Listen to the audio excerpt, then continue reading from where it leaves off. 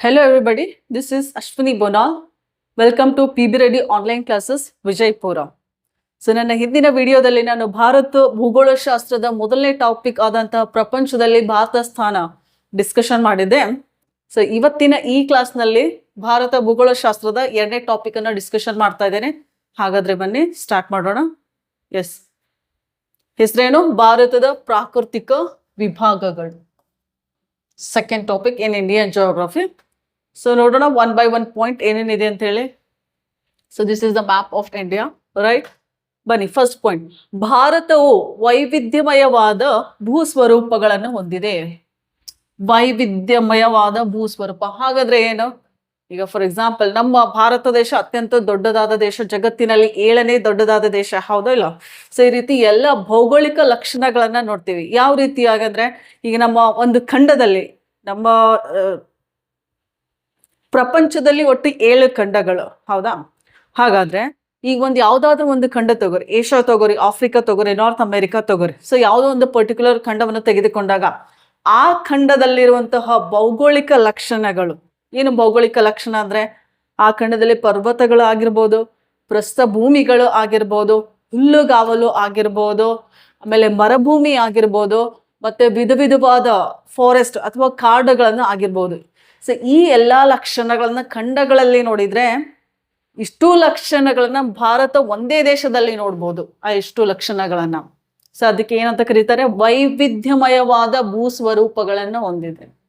ಯಾವ್ದ್ಯಾವ್ದು ಅಂತ ನೋಡೋಣ. ಸೊ ಭಾರತದ ವೈವಿಧ್ಯಮಯ ಭೂ ರಚನೆ ಮತ್ತು ಮೇಲ್ಮೈ ಲಕ್ಷಣಗಳನ್ನು ಆಧರಿಸಿ ಎಷ್ಟು ರೀತಿಯಾಗಿ? 6 ರೀತಿಯಾಗಿ ವಿಂಗಡಿಸಲಾಗಿದೆ. ಎಷ್ಟು ರೀತಿಯಾಗಿ? 6 ರೀತಿಯಾಗಿ. ಕ್ಲಿಯರ್?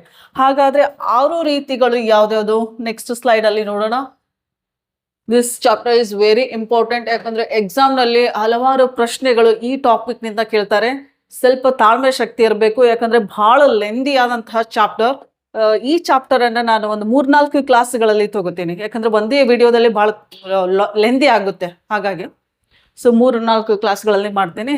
ಒಂದನೇದು ಕ್ಲಾಸಿಫಿಕೇಶನ್, ಹಿಮಾಲಯ ಪರ್ವತಗಳು.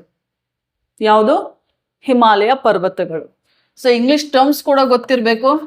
Himalayan mountains. ಹಿಮಾಲಯ ಪರ್ವತಗಳಿಗೆ ಇಂಗ್ಲಿಷ್ ನಲ್ಲಿ ಏನಂತ ಕರೀತಾರೆ ಅಂದ್ರೆ Himalayan mountains. Clear? Second classification, ಉತ್ತರದ ಮಹಾ ಮೈದಾನ, ನದರ್ನ್ ಪ್ಲೇನ್. ಭಾರತದ ಉತ್ತರದಲ್ಲಿ ಕಂಡು ಬರುವಂತಹ ಒಂದು ಮೈದಾನ ಯಾವುದು? ಉತ್ತರದ ಮಹಾ ಮೈದಾನ, ನದರ್ನ್ ಪ್ಲೇನ್.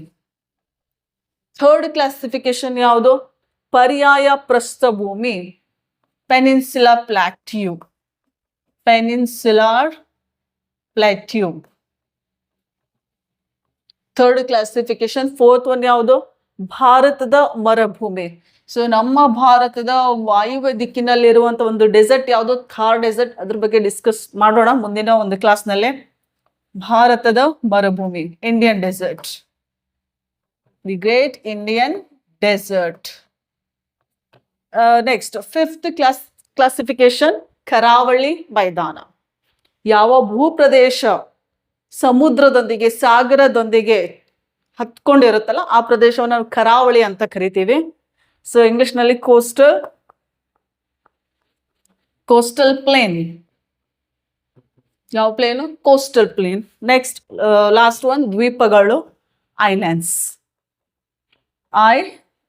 ನಿಮ್ಗೆ ಗೊತ್ತು, ಭಾರತ ದೇಶಕ್ಕೆ ಸಂಬಂಧಿಸಿದಂತೆ 2 ದ್ವೀಪ ಸಮೂಹವನ್ನು ನೋಡ್ತೀವಿ. ಅರಬ್ಬಿ ಸಮುದ್ರದಲ್ಲಿ ಲಕ್ಷದ್ವೀಪ ಮತ್ತು ಬಂಗಾಳ ಕೊಲ್ಲಿಯಲ್ಲಿ ಅಂಡಮಾನ್ ಮತ್ತು ನಿಕೋಬಾರ್ ದ್ವೀಪಗಳು. ಹಾಗಾದ್ರೆ ಈ 6 ಕ್ಲಾಸಿಫಿಕೇಶನ್ ಅನ್ನು ಮ್ಯಾಪ್ ನಲ್ಲಿ ಒಂದ್ಸಲ ನೋಡೋಣ. ಸೊ ಇದು ನಮ್ಮ ಭಾರತದ ನಕಾಶೆ. ಸೊ ಭಾರತದ ಉತ್ತರದಲ್ಲಿ ಏನಿಲ್ಲಿ ಚಾಕ್ಲೇಟ್ ಕಲರ್ ಇದೆ ಅಲ್ಲ, ಕಂದು ಬಣ್ಣದಲ್ಲಿ, ಇದಿಷ್ಟು ಏನ್ ಇಂಡಿಕೇಶನ್ ಮಾಡುತ್ತೆ ಅಂದ್ರೆ ಹಿಮಾಲಯ ಪರ್ವತಗಳು. ಜಮ್ಮು ಕಾಶ್ಮೀರದಿಂದ ಅಪ್ ಟು ಅರುಣಾಚಲ ಪ್ರದೇಶ್. ಯಾವ ಪರ್ವತಗಳು? ಹಿಮಾಲಯ ಪರ್ವತಗಳು, the Himalayan mountains. Next Himalaya ಪರ್ವತಗಳು ಆದ್ಮೇಲೆ ಅದರ ದಕ್ಷಿಣದಲ್ಲಿ ಬರುವಂತಹ ನೆಕ್ಸ್ಟ್ ಕ್ಲಾಸಿಫಿಕೇಶನ್ ಯಾವುದು? ಯೆಲ್ಲೋ ಕಲರ್ ಪೋರ್ಷನ್ ಯಾವುದು ಅಂದ್ರೆ ಉತ್ತರದ ಮಹಾ ಮೈದಾನ. ಸೊ ಹಿಮಾಲಯ ಪರ್ವತಗಳು ಮುಗ್ದಾದ್ಮೇಲೆ ಬರುವಂತ ನೆಕ್ಸ್ಟ್ ಲಕ್ಷಣ, ಭೌಗೋಳಿಕ ಲಕ್ಷಣ ಯಾವುದು ಅಂದ್ರೆ ಉತ್ತರದ ಮಹಾ ಮೈದಾನ. ಪಂಜಾಬ್ ಹಿಡ್ಕೊಂಡು ಅಪ್ ಟು ಅಸ್ಸಾಂ ವರೆಗೂ ಇದೆ, ತಿಳಿತಾ? Next third classification, this is ಮಹಾ ಮೈದಾನ, ಗೊತ್ತಿರಲಿ. ಸೊ ಇಲ್ಲಿ ಅಲುವಿಯಲ್ ಸಾಯಿಲ್ ಜಾಸ್ತಿ ಇರುತ್ತೆ, ಯಾಕಂದ್ರೆ ನದಿಗಳು ಹೊತ್ತು ತಂದಂತ ಮಣ್ಣು ಮೆಕ್ಕಲು ಮಣ್ಣು ಅಥವಾ ಅಲುವಿಯಲ್ ಸಾಯಿಲ್ ಅಂತ ಕರಿತೀವಿ. ನೋಡೋಣ ಮುಂದಿನ ಕ್ಲಾಸ್ನಲ್ಲಿ. ಥರ್ಡ್ ಕ್ಲಾಸಿಫಿಕೇಶನ್ ಪರ್ಯಾಯ ಪ್ರಸ್ಥಭೂಮಿ. ಪರ್ಯಾಯ ಪ್ರಸ್ಥಭೂಮಿ. ಸೊ ನದನ್ ಪ್ಲೇನ್ ಆದ್ಮೇಲೆ ಅಥವಾ ಉತ್ತರದ ಮಹಾ ಮೈದಾನ ಆದ್ಮೇಲೆ ಕಂಡು ಬರುವಂತಹ ನೆಕ್ಸ್ಟ್ ಭೌಗೋಳಿಕ ಲಕ್ಷಣ ಯಾವುದು ಅಂದ್ರೆ, ಇದು ಗ್ರೀನ್ ಕಲರ್ ಪೋರ್ಷನ್ ಕಾಣಿಸ್ತಿದೆಯಲ್ಲ, ಇದೇ ಯಾವುದು ಅಂದ್ರೆ ಪರ್ಯಾಯ ಪ್ರಸ್ಥಭೂಮಿ. ಪರ್ಯಾಯ ಪ್ರಸ್ಥಭೂಮಿ. ನೆಕ್ಸ್ಟ್ ಭಾರತದ ಮರುಭೂಮಿ. ಮರುಭೂಮಿ ಎಲ್ಲಿದೆ? ನಮ್ಮ ಭಾರತದ ವಾಯುವ್ಯ ದಿಕ್ಕಿನಲ್ಲಿ. ಓಕೆ, ಸೊ ಈ ಭಾಗದಲ್ಲಿ ಬರುವಂತಹ ಡೆಸರ್ಟ್ ಥಾರ್ ಡೆಸರ್ಟ್ ನೋಡೋಣ. ನೆಕ್ಸ್ಟ್ ಕರಾವಳಿ ಮೈದಾನ. ಕರಾವಳಿ. ಸೊ ನಮ್ಮ ಭಾರತದ 3 ಕಡೆ ಏನಿದೆ ರೀ? ಜಲರಾಶಿ ಇದೆ, ಹೌದಾ? ಸೊ ಭಾರತದ ಪೂರ್ವದಲ್ಲಿ ಬಂಗಾಳ ಕೊಲ್ಲಿ, ಪಶ್ಚಿಮದಲ್ಲಿ ಅರಬ್ಬಿ ಸಮುದ್ರ, ದಕ್ಷಿಣದಲ್ಲಿ ಹಿಂದೂ ಮಹಾಸಾಗರ. ತಿಳಿತಾ? ಹಾಗಾದ್ರೆ ಈ ಭಾಗದಲ್ಲಿ ನಾವು ವೆಸ್ಟರ್ನ್ ಘಾಟ್ಸ್ ಈಸ್ಟರ್ನ್ ಘಾಟ್ಸ್ ಅಂತ ಓದ್ತೀವಿ. ಪಶ್ಚಿಮ ಘಟ್ಟಗಳು, ಪೂರ್ವ ಘಟ್ಟಗಳು.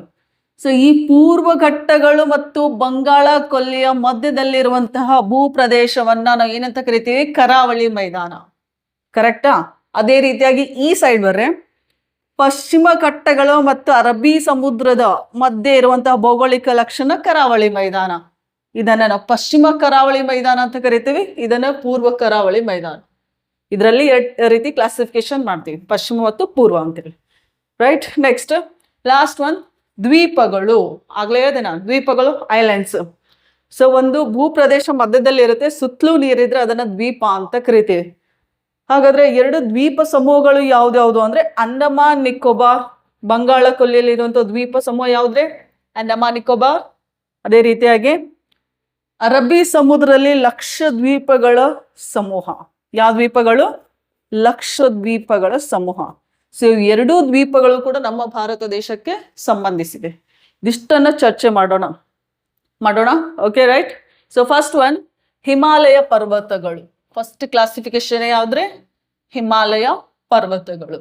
ಪ್ರತಿಯೊಂದು ಪಾಯಿಂಟ್ಸ್ ಅನ್ನ ನಾನು ಇಲ್ಲಿ ನಿಮ್ ಜೊತೆ ಡಿಸ್ಕಷನ್ ಮಾಡ್ತೀನಿ. ಸ್ವಲ್ಪ ತಾಳ್ಮೆ ಇರಲಿ. ನಿಮ್ಮ ಹತ್ರ ನೋಟ್ಸ್ ಬೇಕಂದ್ರೆ ಬರ್ಕೋಬಹುದು ಕ್ಲಾಸ್ ಕೇಳ್ತಾ. ಹಾಗಾದ್ರೆ ಬನ್ನಿ ನೋಡೋಣ. ಹಿಮಾಲಯ ಪರ್ವತಗಳು. ಫಸ್ಟ್ ಪಾಯಿಂಟ್, ಸಂಸ್ಕೃತದಲ್ಲಿ ಹಿಮಾಲಯ ಎಂದರೆ ಹಿಮದ ಮನೆ ಎಂದರ್ಥ. ಏನರ್ಥ? ಹಿಮಾಲಯ ಅಂದ್ರೆ ಸಂಸ್ಕೃತ ಭಾಷೆಯಲ್ಲಿ ಹಿಮದ ಮನೆ ಎಂದರ್ಥ. ಎಲ್ಲಿ ಹಿಮ ಇರುತ್ತೋ ಅದನ್ನ ಹಿಮಾಲಯ ಅಂತ ಕರೀತಾರೆ. ತಿಳಿತಾ?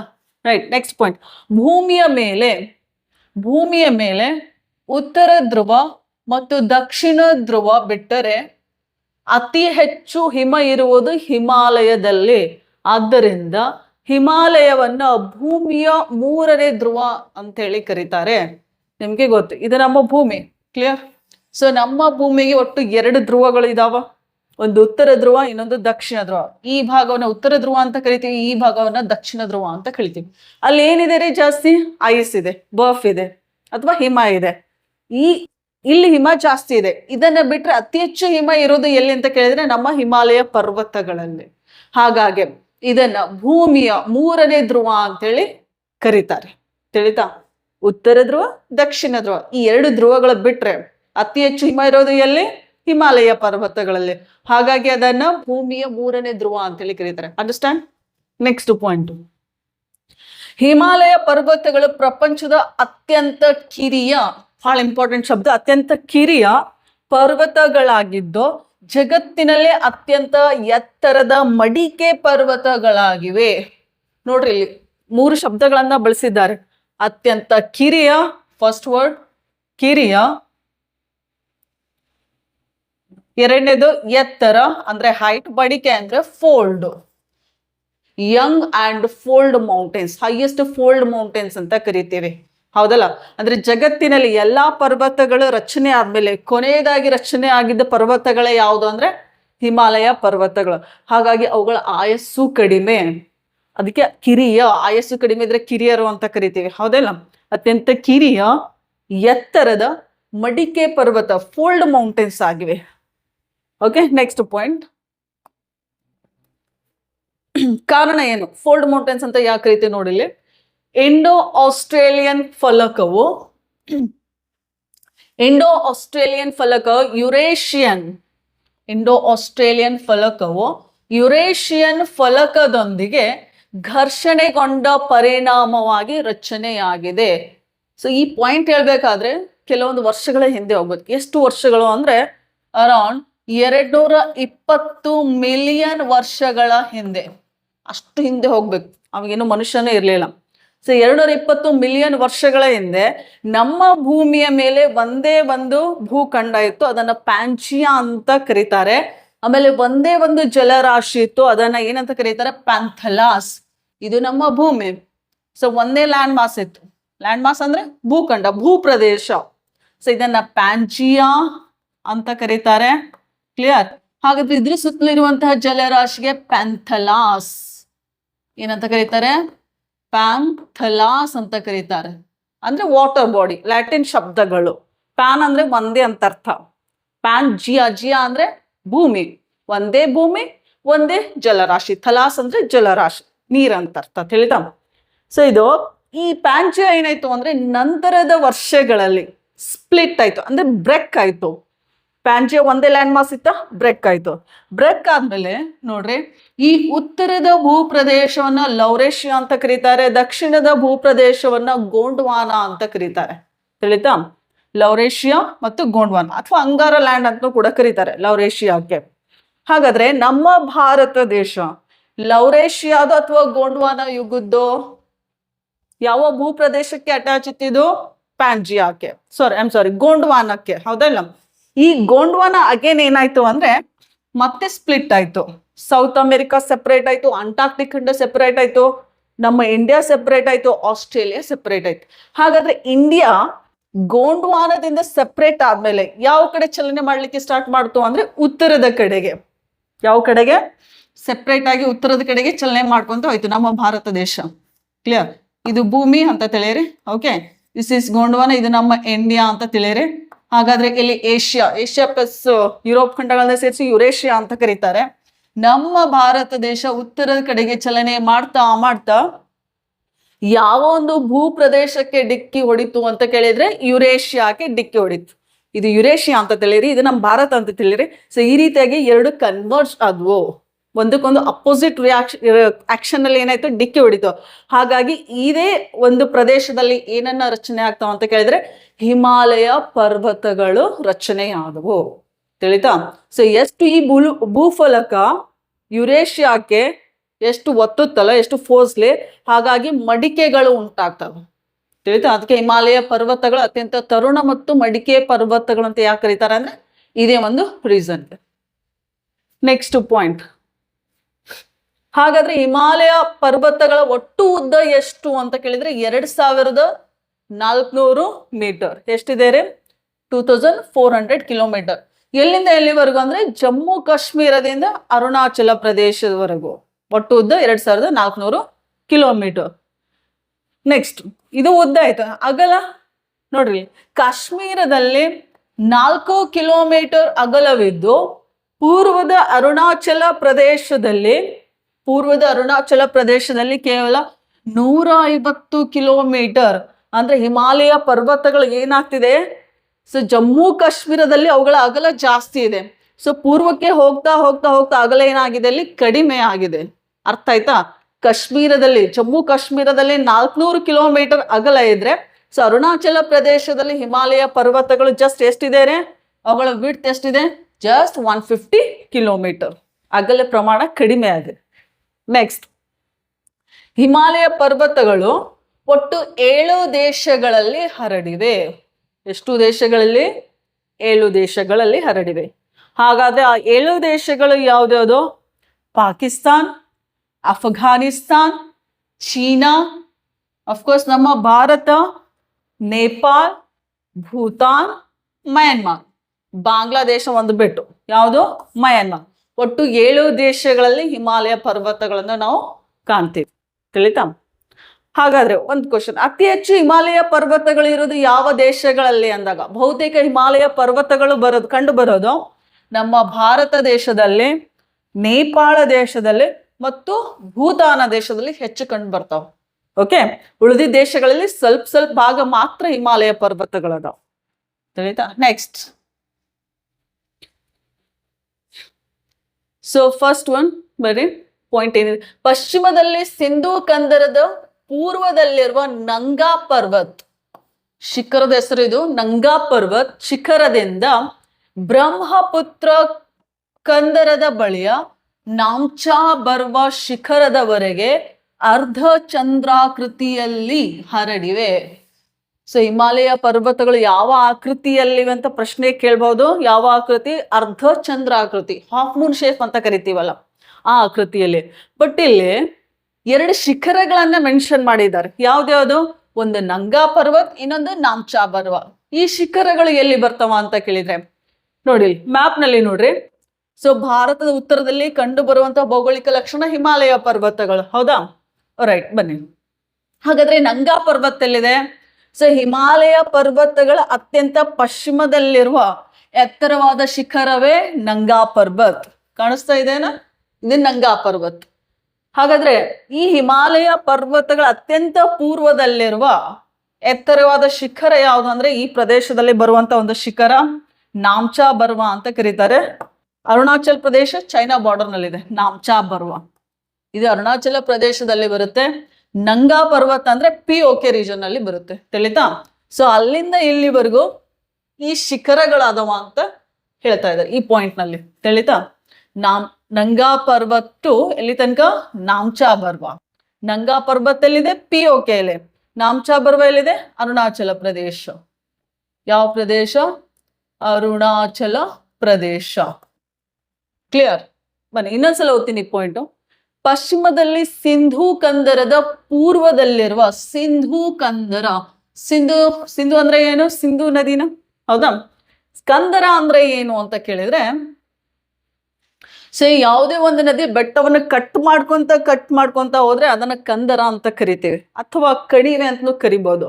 ಒಂದು ಬೆಟ್ಟವನ್ನ ಒಂದು ಗುಡ್ಡವನ್ನ ಸುತ್ತಾಕಿನ ಹೋಗುತ್ತಲ್ಲ ಅದಕ್ಕೆ ಕಂದರ ಅಂತ ಕರೀತಾರೆ. ಆ ಕಂದರದ ಪೂರ್ವದಲ್ಲಿರುವ ನಂಗಾ ಪರ್ವತ್ ಶಿಖರದಿಂದ, ಸಿಂಧೂ ಕಂದರದ ಪೂರ್ವದಲ್ಲಿರುವ ನಂಗಾ ಪರ್ವತ್ ಶಿಖರದಿಂದ ಬ್ರಹ್ಮಪುತ್ರ ಕಂದರದ ಬಳಿಯ ನಾಮ್ಚಾ ಬರ್ವ. ಸೊ ಇಲ್ಲಿ ಬರುವಂತಹ ರಿವರ್ ಯಾವುದು? ಬ್ರಹ್ಮಪುತ್ರ ರಿವರ್. ನೋಡ್ರಿ, ಈ ರೀತಿ ಇಲ್ಲಿ ಬೆಟ್ಟವನ್ನ ಕಟ್ ಮಾಡ್ಕೊಂತ ಭಾರತವನ್ನ ಪ್ರವೇಶ ಮಾಡುತ್ತೆ ತಿಳಿತಾ? ಅದಕ್ಕೆ ಬ್ರಹ್ಮಪುತ್ರ ಕಂದರ ಅಂತ ಕರೀತಾರೆ, ಗಾರ್ಜ್ ಅಂತ ಕರೀತಾರೆ ಇಂಗ್ಲಿಷ್ ನಲ್ಲಿ. ಹಾಗಾದ್ರೆ ಯಾವ ಶಿಖರವನ್ನು ಸುತ್ತಾಗಿ ಬರ್ತದ್ರಿ? ಇದು ನಾಮ್ಚಾ ಬರ್ವ. ಯಾವ ಶಿಖರ? ನಾಮ್ಚಾ ಬರ್ವ, ಅರುಣಾಚಲ ಪ್ರದೇಶದಲ್ಲಿದೆ. ರೈಟ್. ಹಾಗಾದ್ರೆ ಯಾವ ಆಕಾರದಲ್ಲಿ ಈ ಮೌಂಟೇನ್ಸ್ ಅಂತ ಕೇಳಿದ್ರೆ ಬೇಕಾದ್ರೆ ನೋಡ್ರಿ, ಹಾಫ್ ಮೂನ್ ಶೇಪ್ ಅಂತ ಕರಿತೀವಿ. ಈ ರೀತಿ ಅರ್ಧ ಚಂದ್ರಾಕೃತಿಯಲ್ಲಿ ಹರಡಿಕೊಂಡಿವೆ, ಜಮ್ಮು ಕಾಶ್ಮೀರದಿಂದ ಅಪ್ ಟು ಅರುಣಾಚಲ ಪ್ರದೇಶ. ಅರ್ಥ ಆಯ್ತಾ? Next point. ಹಿಮಾಲಯ ಪರ್ವತಗಳು ಅತ್ಯಂತ ಎತ್ತರವಾದ ಶಿಖರಗಳನ್ನ ಒಳಗೊಂಡಿದ್ದು ಸುಮಾರು 8,000 ಮೀಟರ್ಗಳಿಗಿಂತಲೂ 8,000 ಮೀಟರ್ಗಳಿಗಿಂತಲೂ ಎತ್ತರವಾದ 14 ಶಿಖರಗಳು ಮತ್ತು 7,300 ಮೀಟರ್ಗಿಂತಲೂ ಎತ್ತರವಾದ 110 ಶಿಖರಗಳು ಕಂಡು ಬರುತ್ತವೆ. Okay, very important thing. ಏನಿದೆ ಈ ಪಾಯಿಂಟ್ ನಲ್ಲಿ ಅಂದ್ರೆ, ಸೊ ಹಿಮಾಲಯ ಪರ್ವತಗಳು ಜಗತ್ತಿನಲ್ಲಿ ಅತ್ಯಂತ ಎತ್ತರವಾದ ಪರ್ವತ ಶ್ರೇಣಿ. ಏನ್ ಹೇಳ್ತಾ ಇದ್ದೀನಿ? ಅತ್ಯಂತ ಎತ್ತರವಾದ ಪರ್ವತ ಶ್ರೇಣಿ. ಉದ್ದವಾದ ಪರ್ವತ ಶ್ರೇಣಿ ಅಂದಾಗ ಆಂಡೀಸ್ ಮೌಂಟೇನ್ಸ್ ಹೇಳ್ಬೇಕು, ಸೌತ್ ಅಮೆರಿಕಾ. ಸೊ ಎತ್ತರವಾದ ಪರ್ವತ ಶ್ರೇಣಿ ಅಂದಾಗ ಹಿಮಾಲಯನ್ ಮೌಂಟೇನ್ಸ್, ಹಿಮಾಲಯ ಪರ್ವತಗಳು. ಸೊ ಹಿಮಾಲಯ ಪರ್ವತಗಳಲ್ಲಿ ಅತ್ಯಂತ ಎತ್ತರವಾದ ಶಿಖರಗಳನ್ನ ಕಾಣ್ತೀವಿ, ಹೌದಾ? ನೋಡ್ರಿ, ಸುಮಾರು 8,000 ಮೀಟರ್ಗಳಿಗಿಂತಲೂ ಎತ್ತರವಾದ 14 ಶಿಖರಗಳದಾವ್. ಎಷ್ಟು? ಸುಮಾರು 8,000 ಮೀಟರ್ಗಳಿಗಿಂತಲೂ ಎತ್ತರವಾದ, ಇದಕ್ಕಿಂತ ಹೆಚ್ಚು ಎತ್ತರದಲ್ಲಿರುವಂತಹ ಶಿಖರಗಳು ಕಂಡು ಬರ್ತವೆ. ತಿಳಿತಾ? 14 ಶಿಖರಗಳು. ಹಾಗಾದ್ರೆ ಈ 14 ಶಿಖರಗಳು, ಅದರಲ್ಲಿ 10 ಮಹಾ ಹಿಮಾಲಯದಲ್ಲಿ ಕಂಡು ಬರುತ್ತವೆ. ಯಾವ ಹಿಮಾಲಯದಲ್ಲಿ? ಮಹಾ ಹಿಮಾಲಯದಲ್ಲಿ ಕಂಡು ಬರ್ತವೆ, ಹೌದಾ? ಹಾಗಾದ್ರೆ ಇನ್ನು 4 ಶಿಖರಗಳು ಕಾರಕೋರಂ ಶ್ರೇಣಿಯಲ್ಲಿ ಕಂಡು ಬರುತ್ತವೆ. ಕಾರಕೋರಂ ಶ್ರೇಣಿಯಲ್ಲಿ ಕಂಡು ಬರುತ್ತವೆ. ಕ್ಲಿಯರ್? ಈ 14 ಶಿಖರಗಳ ಎತ್ತರ ಅಂದಾಗ 8,000 ಮೀಟರ್ಗಳಿಗಿಂತಲೂ ಹೆಚ್ಚಿದೆ. ತಿಳಿತಾ? ಅದರಲ್ಲಿ 10 ಮಹಾ ಹಿಮಾಲಯ ಅಥವಾ ಗ್ರೇಟ್ ಹಿಮಾಲಯ ಅಂತ ಕರಿತೀವಿ, ಮುಂದೆ ಹೇಳ್ತೀನಂತೆ. ನೆಕ್ಸ್ಟ್ ಇನ್ನು 4 ಎಲ್ಲಿದಾವ ಅಂತ ಕೇಳಿದ್ರೆ ಯಾವ ಶ್ರೇಣಿಯಲ್ಲಿ? ಕಾರಕೋರಂ ಶ್ರೇಣಿಯಲ್ಲಿ, which is a part of trans Himalaya. ಅರ್ಥ ಆಯ್ತಾ? ನೆಕ್ಸ್ಟ್ ಪಾಯಿಂಟ್, 7300 ಮೀಟರ್ಗಳಿಗಿಂತಲೇ ಎತ್ತರವಾದ 110 ಶಿಖರಗಳು ಕಂಡು ಬರುತ್ತವೆ. ನಮ್ಗೆ ಇದು ಗೊತ್ತಿರ್ಬೇಕು, 14 ಶಿಖರಗಳು. ತಿಳಿತಾ? ರೈಟ್. ನೆಕ್ಸ್ಟ್ ಪಾಯಿಂಟ್,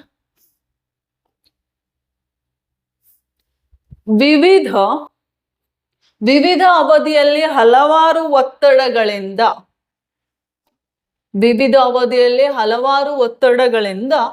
ನಿರ್ಮಿತವಾಗಿರುವ ಹಿಮಾಲಯಗಳು ಪ್ರಮುಖವಾಗಿ ಎಷ್ಟು ರೀತಿಯಾಗಿ? 5 ರೀತಿಯಾಗಿ ವಿಂಗಡಿಸಲಾಗಿದೆ. ಎಷ್ಟು ರೀತಿಯಾಗಿ? ಈ ಹಿಮಾಲಯ ಪರ್ವತಗಳಲ್ಲೇ ಮತ್ತೆ ನಾವು ಕ್ಲಾಸಿಫಿಕೇಶನ್ ಮಾಡ್ತೀವಿ. ಯಾವ್ದ್ಯಾವ್ದು? ಟ್ರಾನ್ಸ್ ಹಿಮಾಲಯ, ಹಿಮಾದ್ರಿ ಹಿಮಾಲಯ, ಹಿಮಾಚಲ್ ಹಿಮಾಲಯ, ಆಮೇಲೆ ಶಿವಾಲಿಕ, ಆಮೇಲೆ ಪೂರ್ವಾಂಚಲ ಅಂತೇಳಿ. ಹೌದಾ? ಬಟ್ ಈ ಎಲ್ಲಾ ಪರ್ವತಗಳು ಒಂದೇ ಸಮಯದಲ್ಲಿ ರಚನೆಗೊಂಡಿಲ್ಲ. ಮೊದಲು ಒಂದು ಶ್ರೇಣಿ ರಚನೆ ಆಯಿತು, ಅದಾದ್ಮೇಲೆ ಇನ್ನೊಂದು ಶ್ರೇಣಿ ರಚನೆ ಆಯಿತು, ಅದಾದ್ಮೇಲೆ ಇನ್ನೊಂದು ಶ್ರೇಣಿ ರಚನೆ ಆಯಿತು. ಅದಕ್ಕೆ ಇಲ್ಲಿ ಪಾಯಿಂಟ್ ಇದೆ, ಏನಂತೇಳಿ? ಹಲವಾರು ಒತ್ತಡಗಳಿಂದ ನಿರ್ಮಿತವಾಗಿರುವ ಹಿಮಾಲಯಗಳು ಪ್ರಮುಖವಾಗಿ 5 ರೀತಿಯಾಗಿ ವಿಂಗಡಿಸಲಾಗಿದೆ. ಓಕೆ, ಹಾಗಾದ್ರೆ ಮೊನ್ನೆ ಕ್ಲಾಸಿಫಿಕೇಶನ್ ಯಾವುದು ಅಂದ್ರೆ ಹೊರ ಹಿಮಾಲಯ. ಯಾವ ಹಿಮಾಲಯ? ಹೊರ ಹಿಮಾಲಯ. ಈ ಹಿಮಾಲಯ ಪರ್ವತಗಳಲ್ಲೇ ಫಸ್ಟ್ ರಚನೆ ಆದಂತ ಪರ್ವತ ಶ್ರೇಣಿನೇ ಯಾವುದು ಅಂದ್ರೆ ಹೊರ ಹಿಮಾಲಯ. ಇದನ್ನ ಇಂಗ್ಲಿಷ್ ನಲ್ಲಿ ಟ್ರಾನ್ಸ್ ಹಿಮಾಲಯ ಅಂತ ಕರೀತಾರೆ. ಟ್ರಾನ್ಸ್ ಹಿಮಾಲಯ, ಇಂಗ್ಲಿಷ್ ಟರ್ಮ್ಸ್ ಗೊತ್ತಿರಲಿ. ಟ್ರಾನ್ಸ್ ಹಿಮಾಲಯಾಸ್.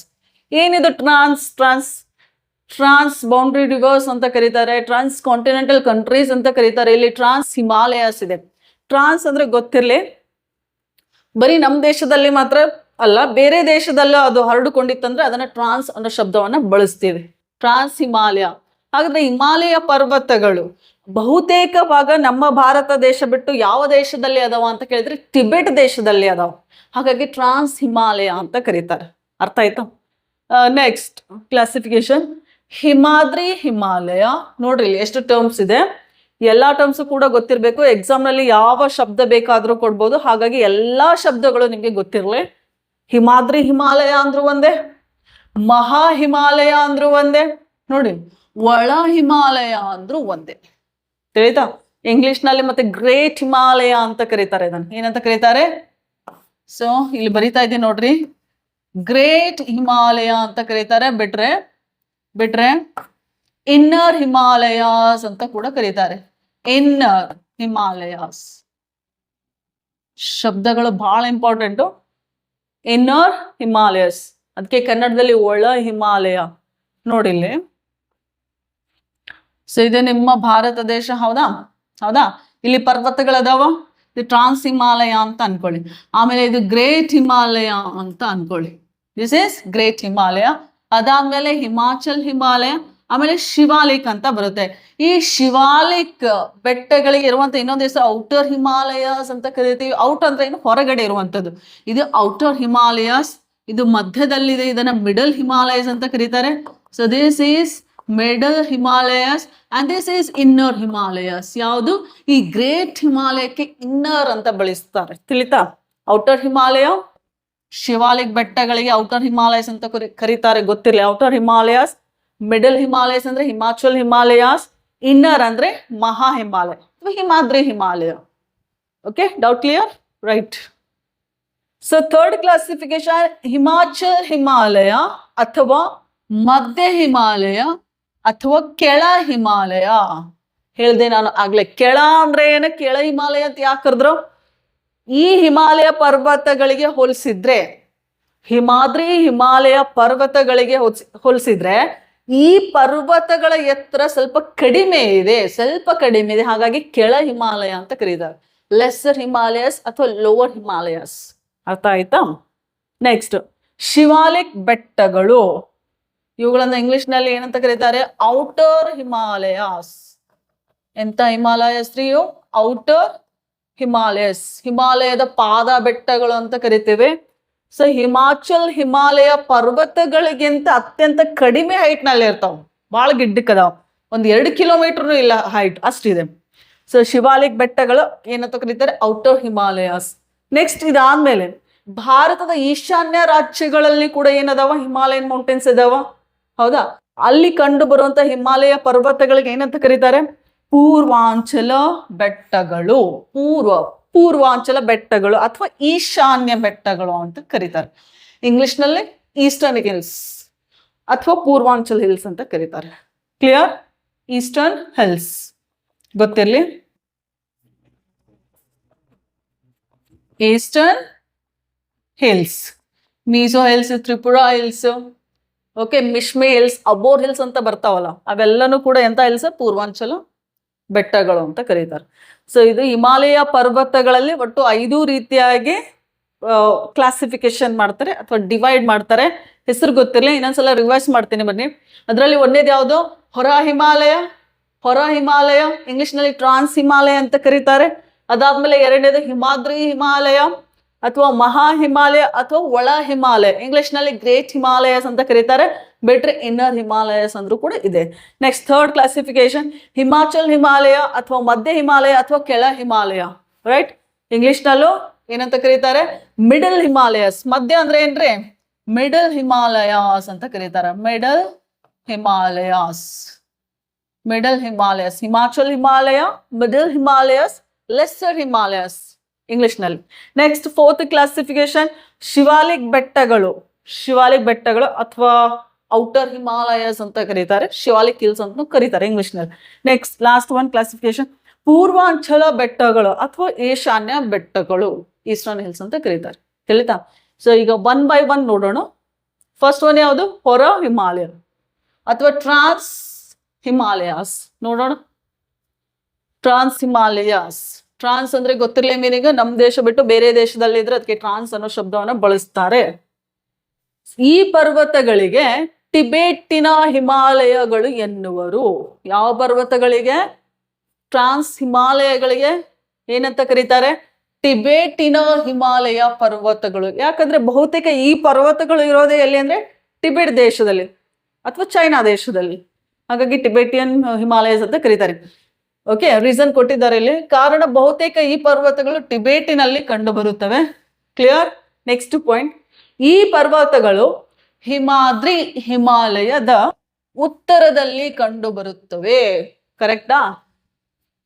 ಹಾಗಾದ್ರೆ ಮ್ಯಾಪ್ ನಲ್ಲಿ ತೋರಿಸ್ತೀನಿ ಬರೀಲಿ. Himadri Himalaya, so this is Himadri Himalaya ಅಥವಾ ಗ್ರೇಟ್ ಹಿಮಾಲಯ, ಹೌದಾ. ಈ ಪರ್ವತ ಶ್ರೇಣಿಯ ಉತ್ತರದಲ್ಲಿ ಕಂಡು ಬರುವಂತ ಶ್ರೇಣಿನೇ ಯಾವುದು ಅಂತ ಕೇಳಿದ್ರೆ ಟ್ರಾನ್ಸ್ ಹಿಮಾಲಯ ಅಥವಾ ಹೊರ ಹಿಮಾಲಯ. ನೆಕ್ಸ್ಟ್ ಪಾಯಿಂಟ್,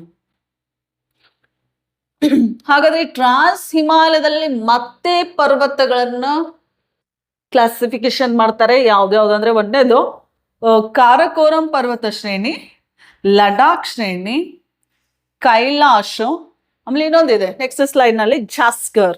4 ರೀತಿ ಪ್ರಕಾರಗಳು.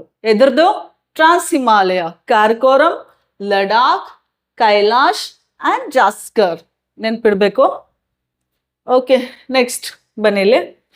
ಸೊ ಒಂದ್ಸಲ ಮ್ಯಾಪ್ ನಲ್ಲಿ ತೋರಿಸ್ಲಿ. ಇದು ಟ್ರಾನ್ಸ್ ಹಿಮಾಲಯದು.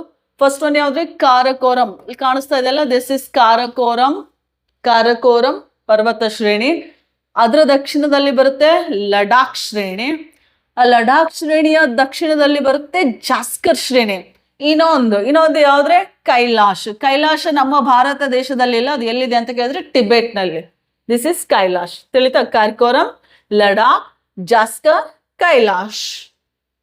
ಸೊ ಉತ್ತರದಿಂದ ದಕ್ಷಿಣಕ್ಕೆ ಅನುಸಾರವಾಗಿ ಅರೇಂಜ್ ಮಾಡ್ರಿ ಅಂತ ಎಕ್ಸಾಮ್ ನಲ್ಲಿ ಕೊಡ್ಬೋದು. ಪರ್ವತ ಶ್ರೇಣಿಗಳನ್ನ ಹಿಂದ ಮುಂದೆ ಕೊಟ್ಟು ಕರೆಕ್ಟ್ ಆಗಿ ಅರೇಂಜ್ ಮಾಡ್ರಿ ಅಂದಾಗ ಗೊತ್ತಿರ್ಬೇಕು. ಫಸ್ಟ್ ಬರೋದು ಯಾವುದು, ಕಾರಕೋರಂ, ಲಡಾಖ್, ಜಾಸ್ಕರ್. ಅರ್ಥ ಆಯ್ತಾ? ರೈಟ್. ನೆಕ್ಸ್ಟ್ ಇದನ್ನು, ಸೊ ಫಸ್ಟ್ ಕ್ಲಾಸಿಫಿಕೇಶನ್ ಯಾವ್ದ್ರೆ, ಕಾರಕೋರಂ. ಯಾವುದು? ಕಾರಕೋರಂ. ಇದನ್ನು ಕಪ್ಪು ಪರ್ವತ, ಐ ಆಮ್ ಸಾರಿ ಮಿಸ್ಟೇಕ್ ಆಗಿದೆ ಇಲ್ಲಿ, ಪರ್ವತ. ಇದನ್ನ ಕಪ್ಪು ಪರ್ವತ ಮತ್ತು ಕೃಷ್ಣಗಿರಿ ಶ್ರೇಣಿ, ಶಬ್ದ ಬಹಳ ಇಂಪಾರ್ಟೆಂಟ್. ಏನಂತ ಕರೀತಾರೆ ಇದನ್ನ, ಕಪ್ಪು ಪರ್ವತ ಅಥವಾ ಕೃಷ್ಣಗಿರಿ ಶ್ರೇಣಿ ಎಂದು ಕರೆಯುತ್ತಾರೆ. ಕಾರಕೋರಂ ಶ್ರೇಣಿಗೆ ಏನಂತ ಇರುವಂತ ಇನ್ನೊಂದು ಹೆಸರು ಅಂದ್ರೆ ಕೃಷ್ಣಗಿರಿ ಶ್ರೇಣಿ ಅಂತ ಕರೀತಾರೆ. ಗೊತ್ತಿಲ್ಲ. ನೆಕ್ಸ್ಟ್ ಇದು ಹೊರ ಹಿಮಾಲಯದ ಅತ್ಯಂತ ಉತ್ತರದ ಭಾಗ ಮತ್ತು ಜಗತ್ತಿನ ಎರಡನೇ ಅತಿ ಎತ್ತರದ ಪರ್ವತ ಶ್ರೇಣಿ. ಬಹಳ ಇಂಪಾರ್ಟೆಂಟ್ ಪಾಯಿಂಟ್ ನೋಡ್ರಿ. ಏನ್ ಹೇಳ್ತಿದ್ದಾರೆ ಇಲ್ಲಿ ಪಾಯಿಂಟ್ ನಲ್ಲಿ ನೋಡ್ರಿ. ಹೊರ ಹಿಮಾಲಯದ ಅಂದ್ರೆ ಟ್ರಾನ್ಸ್ ಹಿಮಾಲಯದಲ್ಲಿ ಅತ್ಯಂತ ಉತ್ತರದಲ್ಲಿರುವ ಪರ್ವತ ಶ್ರೇಣಿ ಯಾವುದು ಅಂದ್ರೆ ಯಾವ್ದು ಹೇಳ್ತೀರಿ? ಕಾರಕೋರಂ. ಹಿಂದಿನ ಸ್ಲೈಡ್ ಒಳಗೆ ತೋರಿಸ್ತೇನೆ ಬರಲಿ ನೋಡ್ರಿ. ಇದಿಷ್ಟು ಟ್ರಾನ್ಸ್ ಹಿಮಾಲಯನ, ಇದು ಗ್ರೇಟ್ ಹಿಮಾಲಯ, ಇದನ್ನ ನೋಡ್ಬೇಡಿ, ಜಸ್ಟ್ ಇದನ್ನ ಫೋಕಸ್ ಮಾಡ್ರಿ. ಟ್ರಾನ್ಸ್ ಹಿಮಾಲಯ, ಇಷ್ಟು ಟ್ರಾನ್ಸ್ ಹಿಮಾಲಯ. ಈ ಟ್ರಾನ್ಸ್ ಹಿಮಾಲಯದಲ್ಲಿ ಅತ್ಯಂತ ಉತ್ತರದಲ್ಲಿರುವ ಪರ್ವತ ಶ್ರೇಣಿನೇ ಯಾವುದು ಅಂದ್ರೆ ಕಾರಕೋರಂ ಪರ್ವತ ಶ್ರೇಣಿ. ಯಾವುದು? ಕಾರಕೋರಂ ಪರ್ವತ ಶ್ರೇಣಿ. ಕ್ಲಿಯರ್? ರೈಟ್. ಕೃಷ್ಣಗಿರಿ ಅಂತಾನೂ ಕೂಡ ಕರೀತಾರೆ. ನೋಡ್ರಿ, ನೆಕ್ಸ್ಟ್ ಪಾಯಿಂಟ್ ಇದೆ, ಎರಡನೇ ಅತಿ ಎತ್ತರದ ಪರ್ವತ ಶ್ರೇಣಿ. ಎರಡನೇ ಅತಿ ಎತ್ತರದ ಪರ್ವತ ಶ್ರೇಣಿ. ಶ್ರೇಣಿ ಅಂದ್ರೆ ಏನ್ರಿ? ಶ್ರೇಣಿ ಅಂದ್ರೆ ಬೆಟ್ಟಗಳ ಒಂದು ಸಾಲನ್ನ ಶ್ರೇಣಿ ಅಂತ ಕರೀತಾರೆ, ಹೌದಾ? Group of mountains serial wise. ಹೀಗಿದ್ರೆ ಇದು ನಾವು ಬೆಟ್ಟ ಅಂತ ಕರಿತೀವಿ. ಈ ಬೆಟ್ಟಗಳ ಸಾಲು ಈ ರೀತಿ ಇದ್ರೆ ಇದನ್ನ ಶ್ರೇಣಿ ಅಂತ ಕರೀತಾರೆ, ಗೊತ್ತಿರ್ಲಿ. ಇಂಗ್ಲಿಷ್ ನಲ್ಲಿ ರೇಂಜ್ ಅಂತ ಕರೀತಾರೆ, ಶ್ರೇಣಿ. ಹಾಗಾದ್ರೆ ಜಗತ್ತಿನಲ್ಲಿ ಅತಿ ಎರಡನೇ ಎತ್ತರವಾದ ಪರ್ವತ ಶ್ರೇಣಿ ಯಾವುದು ಅಂದ್ರೆ ಯಾವ್ದು ಹೇಳ್ಬೇಕು? ಕಾರಕೋರಂ ಪರ್ವತ ಶ್ರೇಣಿ. ಎರಡನೇ ಎತ್ತರವಾದ ಶ್ರೇಣಿ ಕಾರಕೋರಂ ಪರ್ವತ ಶ್ರೇಣಿ. ಹಾಗಾದ್ರೆ ಮೊದಲನೇ ಎತ್ತರವಾದ ಪರ್ವತ ಶ್ರೇಣಿ ಯಾವುದು ಅಂದ್ರೆ ಹಿಮಾದ್ರಿ ಹಿಮಾಲಯ ಹೇಳ್ಬೇಕು. ಆನ್ಸರ್ ಏನ್ರಿ? ಹಿಮಾದ್ರಿ ಹಿಮಾಲಯ. ಅತಿ ಎತ್ತರದಲ್ಲಿರುವಂತಹ ಶ್ರೇಣಿ ಹಿಮಾದ್ರಿ ಹಿಮಾಲಯ. ಎರಡನೇ ಎತ್ತರವಾದ ಶ್ರೇಣಿ ಅಂದಾಗ ಕಾರಕೋರಂ ಪರ್ವತ ಶ್ರೇಣಿ. ಅರ್ಥ ಆಯ್ತಾ? ನೆಕ್ಸ್ಟ್, ಸುಮಾರು 500 ಕಿಲೋಮೀಟರ್ ಉದ್ದವಿದ್ದು, ಯಾವುದು? ಕಾರಕೋರಂ ಪರ್ವತ ಶ್ರೇಣಿ 500 ಕಿಲೋಮೀಟರ್ ಉದ್ದವಿದ್ದು ಭಾರತ, ಪಾಕಿಸ್ತಾನ್, ಚೀನಾ, ಅಫಘಾನಿಸ್ತಾನ್ ಮತ್ತು ತಜಕಿಸ್ತಾನ್ ದೇಶಗಳಲ್ಲಿ ಹರಡಿದೆ. ಒಟ್ಟು 5 ದೇಶಗಳಲ್ಲಿ ಕಂಡು ಬರುವಂತಹ ಪರ್ವತ ಶ್ರೇಣಿ ಯಾವುದು ಅಂದ್ರೆ ಕಾರಕೋರಂ ಪರ್ವತ ಶ್ರೇಣಿ. ಮ್ಯಾಪ್ ನಲ್ಲಿ ತೋರಿಸ್ತೇನೆ ಬರ್ರಿ. ಸೊ ಇದು ಭಾರತ ಉತ್ತರದ ಭಾಗ. ಇಲ್ಲಿ ಕಾಣಿಸ್ತಾ ಇದೆನಾ? ಕಾರಕೋರಂ ರೇಂಜಸ್ ಅಂತ ಇದೆ, ಕಾರಕೋರಂ. ಹಾಗಾದ್ರೆ ಇಲ್ಲಿ ಪಾಕಿಸ್ತಾನ್ ಇದೆ, ಅಫ್ಘಾನಿಸ್ತಾನ್ ಇದೆ, ತಜಕಿಸ್ತಾನ್ ಸೆಂಟ್ರಲ್ ಏಷ್ಯಾದು ಒಂದು ಕಂಟ್ರಿ ಯಾವುದು? ತಜಕಿಸ್ತಾನ್ ಇದೆ. ಅದಾದ್ಮೇಲೆ ಚೈನಾ ಇದೆ, ಆಮೇಲೆ ಇಂಡಿಯಾ ಇದೆ. ಒಟ್ಟು 5 ದೇಶಗಳು, 1 2 3 4 5. ಸೊ 5 ದೇಶಗಳಲ್ಲಿ ಈ ಪರ್ವತ ಶ್ರೇಣಿ ಏನಾಗಿದೆ ಅಂದ್ರೆ ಹರಡಿಕೊಂಡಿದೆ. Okay, right. ಸೊ ಇದು ಯಾವುದು? ಕಾರಕೋರಂ ಪರ್ವತ ಶ್ರೇಣಿ, 5 ದೇಶಗಳಲ್ಲಿ ಕಂಡು ಬರುವಂತ ಶ್ರೇಣಿ. ರೈಟ್. ನೆಕ್ಸ್ಟ್, ಧ್ರುವ ಪ್ರದೇಶಗಳನ್ನ ಹೊರತುಪಡಿಸಿ ಜಗತ್ತಿನಲ್ಲಿ ಅತಿ ಹೆಚ್ಚು ಹಿಮನದಿಗಳನ್ನು ಹೊಂದಿರುವ ಭಾಗ ಇದಾಗಿದೆ. ಅತಿ ಹೆಚ್ಚು ಹಿಮನದಿಗಳು ಕಂಡು ಬರೋದು ಎಲ್ಲಿ ಅಂದ್ರೆ ಅಂಟಾರ್ಕ್ಟಿಕ್ ಖಂಡ, ಆರ್ಕ್ಟಿಕ್ ಪ್ರದೇಶದಲ್ಲಿ ಹಿಮನದಿಗಳದಾವ. ಅದು ಬಿಟ್ರೆ ಅತಿ ಹೆಚ್ಚು ಇರೋದು ಎಲ್ಲಿ ಅಂತ ಕೇಳಿದ್ರೆ ಕಾರಕೋರಂ ಪರ್ವತ ಶ್ರೇಣಿಯಲ್ಲಿ. ಅರ್ಥ ಆಯ್ತಾ? ನೆಕ್ಸ್ಟ್, ಲಡಾಖ್ ನಲ್ಲಿರುವ ಸಿಯಾಚಿನ್ ಹಿಮನದಿ, ಸಿಯಾಚಿನ್ ಗ್ಲೇಷಿಯರ್ ಅಂತ ಓದಿರ್ತೀರಿ. ಹಾಗಾದ್ರೆ ಎಲ್ಲಿದೆ? ಲಡಾಖ್ ನಲ್ಲಿ, ಹೌದಾ? ಆ ಹಿಮನದಿಯ ಒಟ್ಟು ಉದ್ದ ಎಷ್ಟು ಅಂದ್ರೆ 78 ಕಿಲೋಮೀಟರ್. 78 ಕಿಲೋಮೀಟರ್. ಯಾವ ಪರ್ವತ ಶ್ರೇಣಿಯಲ್ಲಿ ಕಂಡು ಬರುತ್ತೆ ಅಂದ್ರೆ ಕಾರಕೋರಂ ಪರ್ವತ ಶ್ರೇಣಿ. ಹಿಮ ಕರಗಿ ನೀರಾಗತ್ತಲ್ಲ, ಅದನ್ನ ನದಿ ಅಂತ ಕರಿಬಹುದು. ಹಿಮ ನದಿ, ಹಿಮದಿಂದ ಉಂಟಾದಂತ ನದಿ ಹಿಮ ನದಿ, ಸಿಯಾಚಿನ್. ನೆಕ್ಸ್ಟ್, ಪಾಕಿಸ್ತಾನದ ಗಿಲ್ಗಿಟ್ ನಲ್ಲಿರುವ ಬಿಯಾಫೋ, ಇದನ್ನು ಕೂಡ ಒಂದು ಹಿಮ ನದಿ. ಬಿಯಾಫೋ ಲೆಂತ್ ಎಷ್ಟಿದೆ ರೀ? 67 ಕಿಲೋಮೀಟರ್. ಸಿಯಾಚಿನ್ ಎಷ್ಟು ಉದ್ದ ಇದೆ? 78. ಬಿಯಾಫೋದ ಎಷ್ಟಿದೆ? 67 ಕಿಲೋಮೀಟರ್ ಹಿಮ ನದಿ. ಇವು ಧ್ರುವ ಪ್ರದೇಶಗಳ, ನೋಡ್ರಿ, ಧ್ರುವ ಪ್ರದೇಶಗಳ ಹೊರಗಿನ ಜಗತ್ತಿನ 2ನೇ ಮತ್ತು 3ನೇ ಹಿಮ ನದಿಗಳಾಗಿವೆ. ಸೊ ಧ್ರುವ ಪ್ರದೇಶಗಳನ್ನ ಹೊರತುಪಡಿಸಿ 2ನೇ ಮತ್ತು 3ನೇ ಉದ್ದವಾದ ಹಿಮ ನದಿಗಳು ಹೆಸರು ಏನು ಅಂದ್ರೆ ಒಂದು ಸಿಯಾಚಿನ್, ಇನ್ನೊಂದು ಬಿಯಾಫೋ. 2ನೇ ಉದ್ದವಾದ ಹಿಮ ನದಿ ಯಾವುದು? ಸಿಯಾಚಿನ್. 2ನೇ ಉದ್ದವಾದ ಹಿಮ ನದಿ, 2ನೇ ಉದ್ದವಾದ ಹಿಮ ನದಿ. 3ನೇ ಉದ್ದವಾದ ಹಿಮ ನದಿ ಯಾವುದು ಅಂದ್ರೆ ಬಿಯಾಫೋ. ಬಿಯಾಫೋ 3ನೇ ಉದ್ದವಾದ ಹಿಮ ನದಿ ಯಾವುದು? ಬಿಯಾಫೋ. ಕ್ಲಿಯರ್? ಹಾಗಾದ್ರೆ ನಿಮ್ಗೆ ಒಂದು ಹೋಮ್ ವರ್ಕ್. ಏನು ಹೋಮ್ ವರ್ಕ್ ಅಂದ್ರೆ ಜಗತ್ತಿನಲ್ಲೇ, ಸೊ ಕಮೆಂಟ್ ಮಾಡ್ತಿರಲ್ಲ ಆನ್ಸರ್, ಕಮೆಂಟ್ ಮಾಡಿ, ನಾನು ನೋಡ್ತೀನಿ ಕ್ಲಾಸ್ ಮುಗಿದ್ಮೇಲೆ. ಜಗತ್ತಿನಲ್ಲೇ ಅತ್ಯಂತ ಉದ್ದವಾದ ಹಿಮನದಿ ಯಾವುದು ಅಂತ ಹೇಳ್ಬೇಕು. ಅತ್ಯಂತ ಉದ್ದವಾದ ಹಿಮನದಿ ಯಾವುದು? ಹಿಮನದಿ ಯಾವುದು? ಕಮೆಂಟ್ ಮಾಡ್ತಿರಲ್ಲ. ಎರಡನೇದು ಮೂರನೇದು ನಾ ಹೇಳಿದ್ದೀನಿ, ಸಿಯಾಚಿನ್ ಮತ್ತು ಬಿಯಾಫೋ ಕಾರಕೋರಂ ರೇಂಜ್ ನಲ್ಲಿ ಬರುವಂತ ಒಂದು ನದಿಗಳು. ಸೊ ಹೋಮ್ವರ್ಕ್ ಏನು, ಜಗತ್ತಿನಲ್ಲಿ ಅತ್ಯಂತ ಉದ್ದವಾದ ಹಿಮನದಿ ಯಾವುದು? ಕಮೆಂಟ್ ಮಾಡಿ. ನೆಕ್ಸ್ಟ್, ಈ ಶ್ರೇಣಿಯ ಎತ್ತರವಾದ ಶಿಖರಗಳು ಜಗತ್ತಿನ 8,000 ಮೀಟರ್ಗಿಂತ ಎತ್ತರದ 14 ಶಿಖರಗಳಲ್ಲಿ 4 ಶಿಖರಗಳ ತವರು. ನಾನು ಆಗ್ಲೇ ಹೇಳಿದ್ದೇನೆ. ಸೊ ಹಿಮಾಲಯ ಪರ್ವತಗಳು ಬಂದಾಗ ಸುಮಾರು 8,000 ಮೀಟರ್ಗಳಿಗಿಂತಲೂ ಎತ್ತರವಾದ 14 ಶಿಖರಗಳದಾವ. ಹೌದಾ? ಹೈಟ್ ಎಷ್ಟ್ರಿ? 14 ಶಿಖರಗಳು. 8,000 ಮೀಟರ್ಗಳಿಗಿಂತಲೂ ಎತ್ತರದ ಶಿಖರಗಳು. ಅದರಲ್ಲಿ 10 ಯಾವ ಹಿಮಾಲಯದಲ್ಲಿ ಬರ್ತಾವ ಅಂದ್ರೆ ಗ್ರೇಟ್ ಹಿಮಾಲಯ, ಕರೆಕ್ಟ್, ಅಥವಾ ಹಿಮಾದ್ರಿ ಹಿಮಾಲಯ ಅಂತ ಕರೀತಾರೆ. ಹಾಗಾದ್ರೆ ಇನ್ನ 4 ಶಿಖರಗಳು ಎಲ್ಲಿ ಅಂತ ಕೇಳಿದ್ರೆ ಕಾರಕೋರಂ ಪರ್ವತ ಶ್ರೇಣಿಯಲ್ಲಿ, ಕಾರಕೋರಂ ರೇಂಜ್, ಕಾರಕೋರಂ ಪರ್ವತ ಶ್ರೇಣಿಯಲ್ಲಿ ಬರುವಂತ ಶಿಖರಗಳು. ಹಾಗಾದ್ರೆ 4 ಶಿಖರಗಳ ಹೆಸರು ಗೊತ್ತಿರಬೇಕು. ಅದರಲ್ಲಿ ಒಂದನೇದು K2. ಯಾವ್ದ್ರಿ? K2. ಈ ಶಿಖರಕ್ಕೆ ಇರುವಂತ ಇನ್ನೊಂದು ಹೆಸರು ಯಾವ್ದ್ರಿ? ಗಾಡ್ವಿನ್ ಆಸ್ಟಿನ್ ಅಂತ ಕೂಡ ಕರೀತಾರೆ. Godwin Austin, Godwin Austin. ಹಾಗಾದ್ರೆ ಹೈಟ್ ಎಷ್ಟ್ರಿ? 8,611 ಮೀಟರ್ K2. ತಿಳಿತಾ? ಜಗತ್ತಿನಲ್ಲಿ 2ನೇ ಎತ್ತರವಾದ ಶಿಖರ ಯಾವುದು? K2. ಹಾಗಾದ್ರೆ ಭಾರತ ಅತ್ಯಂತ ಎತ್ತರವಾದ ಶಿಖರ ಯಾವುದು ಅಂದ್ರೆ ಯಾವ್ದು ಹೇಳ್ತೀರಿ? ಮೌಂಟ್ ಎವರೆಸ್ಟಾ? ಭಾರತ ದೇಶದಲ್ಲಿ ಇದೆನಾ? ಇಲ್ಲ, ಅದು ನೇಪಾಳ ದೇಶದಲ್ಲಿ. ಜಗತ್ತಿನಲ್ಲಿ ಅತ್ಯಂತ ಎತ್ತರವಾದ ಶಿಖರ ಯಾವುದು ಅಂದಾಗ ಮೌಂಟ್ ಎವರೆಸ್ಟ್ ಯಾವ ದೇಶದಲ್ಲಿದೆ? ನೇಪಾಳ ದೇಶದಲ್ಲಿ. ಹಾಗಾದ್ರೆ ಭಾರತದ ಅತ್ಯಂತ ಎತ್ತರವಾದ ಶಿಖರನೇ ಯಾವುದು ಅಂದ್ರೆ K2. Okay, Godwin Austen 8611 metre. But ಈ K2 ಇರೋದು ಎಲ್ರಿ? POK ರೀಜನ್ ಒಳಗ. POK ಪಾಕಿಸ್ತಾನ್ ಅಕ್ಯುಪೈಡ್ ಕಾಶ್ಮೀರ್ ಅಲ್ಲಿ ಬರುವಂತ ಒಂದು ಎತ್ತರವಾದ ಶಿಖರ. ಇದಿಷ್ಟು ಪ್ರದೇಶ ಏನಂತ ಕರಿತೀವಿ? POK. ಇಲ್ಲೇ ಇದೆ ನೋಡ್ರಿ K2. ತಿಳಿತಾ? ಬಟ್ ಅಫಿಷಿಯಲ್ ಆಗಿ ನೋಡಿದ್ರೆ ಆ ಭೂ ಪ್ರದೇಶ ಮೊದಲು ಇಂಡಿಯಾದಿತ್ತು. ಹಾಗಾಗಿ ಭಾರತ ಎತ್ತರವಾದ ಶಿಖರ ಅಂದಾಗ K2ನೇ ಹೇಳ್ಬೇಕು. ನೆಕ್ಸ್ಟ್, 2ನೇ ಎತ್ತರವಾದ ಶಿಖರ ನೋಡ್ರಿ, Gasherbrum first. Gasherbrum first height ಎಷ್ಟು? 8080 ಮೀಟರ್. ಥರ್ಡ್ ಹೈಯೆಸ್ಟ್ ಪೀಕ್ ಯಾವ್ದ್ರಿ? Broad Peak 8051 metre. ಎಲ್ಲಾನು 8,000 ಮೇಲೆ ಅದಾವ. 4ನೇದು ಗಶೇರ್ ಬ್ರಹ್ಮ್ ಸೆಕೆಂಡ್. ಇದು ಫಸ್ಟ್ ಇದೆ ಗಶೇರ್ ಬ್ರಹ್ಮ್ ಫಸ್ಟ್, ಇದು ಗಶೇರ್ ಬ್ರಹ್ಮ್ ಸೆಕೆಂಡ್, 8,035 ಮೀಟರ್. ಕ್ಲಿಯರ್? ಇನ್ನೊಂದ್ಸಲ, ಕಾರಕೋರಂ ಪರ್ವತ ಶ್ರೇಣಿಯಲ್ಲಿ ಎತ್ತರವಾದ 4 ಶಿಖರಗಳು ಇನ್ನೂ ಅದಾವ. ಬಟ್ ಇಂಪಾರ್ಟೆಂಟ್ ಶಿಖರ ಅಂದಾಗ K2, Gasherbrum first, Broad Peak, Gasherbrum second. Height ಕೂಡ ಗೊತ್ತಿರಲಿ. ತಿಳಿತಾ?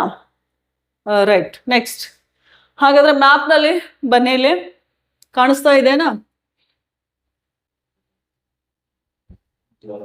ಹಾ, ಇದು K2 ಇದೆ ನೋಡ್ರಿ. This is K2. ತಿಳಿತಾ? K2 ಬರೋದು ಪಾಕಿಸ್ತಾನ್ ಅಕ್ಯುಪೈಡ್ ಕಾಶ್ಮೀರ್. K2 ಪಕ್ಕದಲ್ಲಿ ಇದೆ broad peak. This is broad peak. ಯಾವ ಪೀಕ್ ಇದು? Broad peak. Second highest peak in Karakoram range, broad peak ಇಲ್ಲಿದೆ ನೋಡಿ. Third highest peak. ಆಮೇಲೆ ಗಶೇರ್ ಬ್ರಹ್ಮ್ ಫಸ್ಟ್, ಇದು ಗಶೇರ್ ಬ್ರಹ್ಮ್ ಫಸ್ಟ್ ಇದೆ. ಆಮೇಲೆ ಗಶೇರ್ ಬ್ರಹ್ಮ್ ಸೆಕೆಂಡ್. ಅರ್ಥ ಆಯ್ತಾ? ನೆಕ್ಸ್ಟ್, 2ನೇ ಪರ್ವತ ಶ್ರೇಣಿ ಲಡಾಖ್ ಶ್ರೇಣಿ. ಲಡಾಖ್ ಈ ಶ್ರೇಣಿಯು ಮಧ್ಯ ಲಡಾಖ್ನಲ್ಲಿ ಸಿಂಧು ಮತ್ತು ಶೋಕ್ ಕಣಿವೆಗಳ ನಡುವೆ ಇದೆ. ಕೆಲವೊಂದ್ಸಲ ಕೇಳ್ತಾರೆ ಯಾವ 2 ನದಿಗಳ ಮಧ್ಯೆ ಲಡಾಖ್ ಪರ್ವತ ಶ್ರೇಣಿ ಕಂಡು ಬರುತ್ತದೆ ಅಂದಾಗ ಅಲ್ಲಿ ಸಿಂಧು ಮತ್ತು ಶೋಕ್. ಸಿಂಧು ಮೇನ್ ರಿವರ್ ಇದೆ, ಶೋಕ್ ಅದರ ಬಲದಂಡೆಯ ಉಪನದಿ. ಕ್ಲಿಯರ್? ಇಲ್ಲಿ ಮ್ಯಾಪ್ ನಲ್ಲಿ ತೋರಿಸ್ತೀನಿ. ವೇಟ್. ಸಿಂಧು ಮತ್ತು ಶೋಕ್ ಕಣಿವೆಗಳ ನಡುವೆ ಇದೆ. ಉದ್ದ ಎಷ್ಟ್ರಿ? 370 ಕಿಲೋಮೀಟರ್. ಸರಾಸರಿ ಎತ್ತರ 6,000 ಮೀಟರ್. ಲಡಾಖ್ ಶ್ರೇಣಿಯ ದಕ್ಷಿಣದ ವಿಸ್ತರಣೆಯನ್ನು ವಿಶೇಷವಾಗಿ ಟಿಬೆಟ್ನಲ್ಲಿ ಏನಂತ ಕರೀತಾರೆ ಅಂದ್ರೆ ಕೈಲಾಸ ಶ್ರೇಣಿ ಅಂತ ಕರೀತಾರೆ. ಓಕೆ, ಈಗ ಲಡಾಖ್ ಶ್ರೇಣಿ ಇದೆ. ಲಡಾಖ್ ಶ್ರೇಣಿಯ ಮುಂದುವರೆದ ಭಾಗ ಎಲ್ಲಿದೆ ಅಂತ ಕೇಳಿದ್ರೆ ಟಿಬೆಟ್ನಲ್ಲಿ. ಆ ಟಿಬೆಟ್ನಲ್ಲಿ ಆ ಶ್ರೇಣಿಗೆ ಏನಂತ ಕರೀತಾರೆ ಅಂದ್ರೆ ಕೈಲಾಸ ಶ್ರೇಣಿ ಅಂತ ಕರೀತಾರೆ. ಅರ್ಥ ಆಯ್ತಾ? ನೆಕ್ಸ್ಟ್, ಸೊ ಎತ್ತರವಾದ ಶಿಖರ ಸ್ಟಾಕ್ ಕಾಂಗ್ರಿ. ಲಡಾಖ್ ಶ್ರೇಣಿಯಲ್ಲಿ ಎತ್ತರವಾದ ಶಿಖರ ಸ್ಟಾಕ್ ಕಾಂಗ್ರಿ. ಎಷ್ಟಿದೆ ರೀ ಹೈಟ್? 6150 ಮೀಟರ್. ರೈಟ್. ಇಲ್ಲಿ ಮ್ಯಾಪ್ ನಲ್ಲಿ ತೋರಿಸ್ತೀನಿ ಬರ್ರಿ. ಯಾವ ಎರಡು ನದಿಗಳ ಮಧ್ಯೆ ಲಡಾಖ್ ಶ್ರೇಣಿ ಇದೆ ಅಂತ ಕೇಳಿದ್ರೆ ಸಿಂಧು ಮತ್ತು ಶೋಕ್. ಇಲ್ಲಿ ಕಾಣಿಸ್ತಾ ಇದೆನಾ ಮೇನ್ ರಿವರ್ ಯಾರ್ರಿ? ಯಾವ್ದ್ರಿ? ಸಿಂಧೂ ನದಿ. ಸೊ ಇದಿಷ್ಟು ಸಿಂಧೂ ನದಿ. ಸೊ ಪಾಕಿಸ್ತಾನದ ಕರಾಚಿ ಮೂಲಕ ಅರಬ್ಬಿ ಸಮುದ್ರ ಸೇರುವಂತ ಒಂದು ನದಿ. ಹಾಗಾದ್ರೆ ಈ ಸಿಂಧೂ ನದಿಗೆ ಬಲದಂಡೆಯಿಂದ ಅಥವಾ ಬಲ ದಿಕ್ಕಿನಿಂದ ಬಂದು ಜಾಯಿನ್ ಆಗುವಂತ ರಿವರ್ ಯಾವುದು ಅಂದ್ರೆ ಶೋಕ್ ನದಿ. ಇದು ಶೋಕ್. ಯಾವ್ದ್ರೆ? ಶೋಕ್ ನದಿ. ತಿಳಿತಾ? ಸೊ ಎರಡೂ ನದಿಗಳ ಮಧ್ಯೆ ಕಂಡು ಬರುವಂತಹ ಪರ್ವತ ಶ್ರೇಣಿನೇ ಯಾವುದು ಅಂತ ಕೇಳಿದ್ರೆ ಲಡಾಖ್ ಶ್ರೇಣಿ. ಯಾವ ಶ್ರೇಣಿ ರೀ? ಲಡಾಖ್ ಶ್ರೇಣಿ. ಅಟ್ಲಸ್ ನೋಡ್ಬೇಕು ನಾನು ಎಕ್ಸ್ಪ್ಲೇನ್ ಮಾಡುವಾಗ, ಅಂದ್ರೆ ತಿಳಿಯುತ್ತೆ ನಿಮ್ಗೆ. ನೆಕ್ಸ್ಟ್ ಪಾಯಿಂಟ್, ಥರ್ಡ್ ಕ್ಲಾಸಿಫಿಕೇಶನ್ ಯಾವ್ದು? ಟ್ರಾನ್ಸ್ ಹಿಮಾಲಯದಲ್ಲಿ ಕೈಲಾಶ ಶ್ರೇಣಿ. ಹಿಂದೆ ಪಾಯಿಂಟ್ ಬಂದಿತ್ತಲ್ಲ, ಏನು?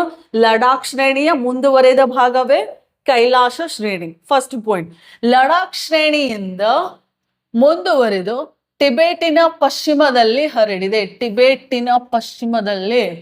ಹಾಗಾದ್ರೆ ಕೈಲಾಶ ಶ್ರೇಣಿಯಲ್ಲಿ ಬರುತ್ತೆ? ಇಲ್ಲಿ ಮ್ಯಾಪ್ ನಲ್ಲಿ ನೋಡೋಣ. ಕೈಲಾಶ ಪರ್ವತ ಶ್ರೇಣಿ.